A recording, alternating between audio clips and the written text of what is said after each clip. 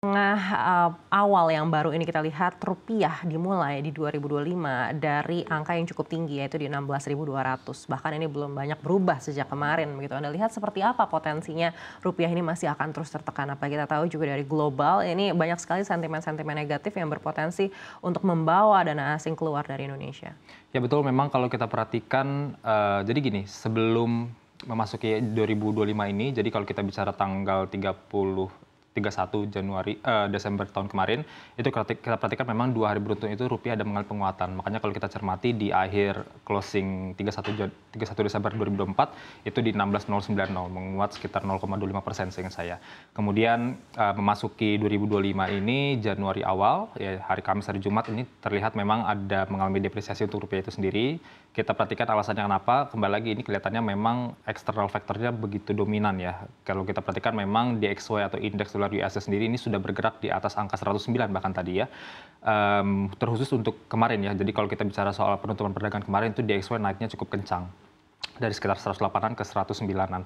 Ini yang dasarnya apa? Kenapa DXY terbangnya dengan cukup signifikan? Karena memang ternyata data kemarin itu yang malam hari itu kita perhatikan memang ada namanya initial jobless claim atau klaim pengangguran awal dan juga continuing jobless claim. Dan itu dua angka klaim pengangguran ini, baik itu yang initial maupun yang continuing, itu ternyata cukup baik ternyata angkanya. Itu yang dipaparkan gitu ya dari data Departemen Ketenagakerjaan Amerika Serikat. Ini membuat akhirnya DXY melesat dengan cukup signifikan, kemudian juga ya berhubungan juga kalau kita perhatikan dari sisi ya tentu ya outflow itu akan terjadi juga. Kita bicara soal kalau kita tarik lebih jauh lagi IHSG juga memang kemarin kan kita perhatikan ada sekitar 200-an miliar rupiah juga net foreign sale gitu ya. Jadi memang ya rupiah juga IHSG pada hari juga agak sempat cukup tertekan juga meskipun masih di zona positif tapi juga agak sudah mengalami tekanan juga. Di tengah juga kembali lagi tadi saya sampaikan DXY juga mengalami tekanan cukup signifikan. Jadi kalau kita cermati memang dalam jangka waktu dekat ini rupiah masih agak cukup sulit untuk dapat mengalami apresiasi meskipun memang kalau kita bicara soal fundamental ekonomi kita secara umum memang masih agak cukup positif meskipun bukan yang benar-benar well perform banget ya, bukan yang benar-benar solid banget ekonomi kita, tapi secara umum data-data ekonomi kita juga masih cukup banyak juga yang masih berada dalam kategori positif.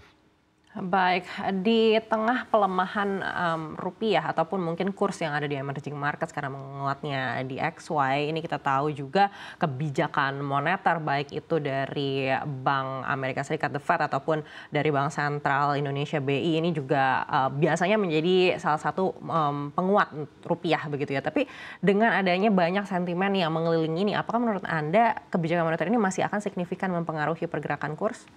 Ya, tentu kalau kita bicara soal impact atau sentimen ya atau variabel yang mempengaruhi kurs itu kita nggak bisa hanya satu faktor, misalkan monetary policy saja. Tapi itu memang salah satu faktor juga. Kita perhatikan memang data terakhir di The Fed itu kan di sekitar 4,5% ya, 4,25 sampai 4,5% suku bunganya. Sementara kita di sekitar 6% BI rate kita. Tapi yang perlu juga kita perhatikan itu dari sisi USD 10 years-nya ya. Jadi imbal hasil yang USD-nya tenor 10 tahunnya itu memang dia cukup tinggi ya. 4,5% kalau saya nggak salah mungkin sekarang. Ini yang membuat juga kelihatan aliran dana asing juga masih masuk ke sana, di domestik juga masih agak cukup kesulitan untuk asing itu masuk ke domestik. Jadi memang masih arahnya tuh ke Amerika Serikat. Selain itu bukan hanya juga soal kita bicara soal apakah kebijakan moneter saja, tapi juga kita bicara soal faktor-faktor lainnya. Contoh ada ketegangan geopolitik misalkan ya, ini juga menjadi faktor penting juga. Apakah memang nanti ketika memang Trump itu sudah benar-benar menjadi presiden Amerika Serikat, apakah memang bisa dengan cepat sesegera mungkin untuk menstabilkan kondisi di Timur Tengah, kemudian di Rusia Ukraina itu juga apakah bisa dengan secepat itu untuk diredam ketegangan geopolitik atau tidak? Kalau memang bisa dengan secepat itu untuk meredam ketegangan politiknya, saya rasa memang itu akan menjadi sentimen positif bagi kita untuk relatif menguat terlebih dahulu gitu ya. Tapi kalau memang tidak secepat itu, kemudian juga kita tahu kebijakan Trump juga saat ini masih cukup simpang siur, tapi juga salah satu yang perlu kita cermati adalah tarifnya. Nah ini tarif ini yang juga jadi kekhawatiran juga karena dengan tarif yang tarif impor dari beberapa negara, baik itu kayak China, Meksiko, Kanada, dan juga sebenarnya secara global juga akan dialami kenaikan. Jadi barang-barang impor yang masuk ke Amerika Serikat ini akan cenderung akan mengalami kenaikan. Ketika itu terjadi, tentu akan ada dampak untuk negara-negara yang contoh yuan, China itu akan juga mungkin dia akan melakukan devaluasi. Ketika itu terjadi tentu akan berdampak kepada rupiah juga. Rupiah kan maksud saya dalam hal ini Indonesia juga tidak dapat bersaing di pasar ekspor internasional. Maka tentu juga ketika devaluasi yuan itu terjadi, tidak menutup kemungkinan rupiah juga di tanda kutip disengaja untuk dilakukan pelemahan terlebih dahulu supaya kita juga bisa bersaing juga gitu ya. Nah ini juga kelihatannya akan semakin mempersulit juga untuk rupiah benar-benar bisa bergerak di bawah angka 15.800 seperti itu. Makanya kalau kita cermati asumsi makro APBN 2025 juga kan memang di sekitar 16.000 rupiah itu sendiri. Baik, kita tahu kebijakan The Fed untuk memangkas suku bunga ini mungkin diprediksi hanya 2 kali di tahun ini, begitu. Lalu seperti apa ini akan mempengaruhi kebijakan dari Bank Indonesia?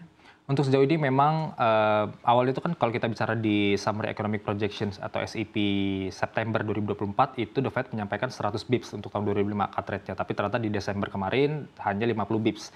Dan kalau kita cross check lebih jauh lagi sebenarnya dari survei CME FedWatch Tool itu memang 50 bips, tapi mulai agak bergeser. Jadi sebenarnya kalau kita perhatikan setelah The Fed itu mengumumkan 50 bips, itu di sekitar awal-awal kuartal 1 2025 ini ada pemangkasan suku bunga, kemudian sekitar awal-awal kuartal 3 kalau saya tidak salah itu ada pemangkasan suku bunga. Tapi semakin ke sini, tadi pagi saya cek, itu ternyata mulai agak bergeser.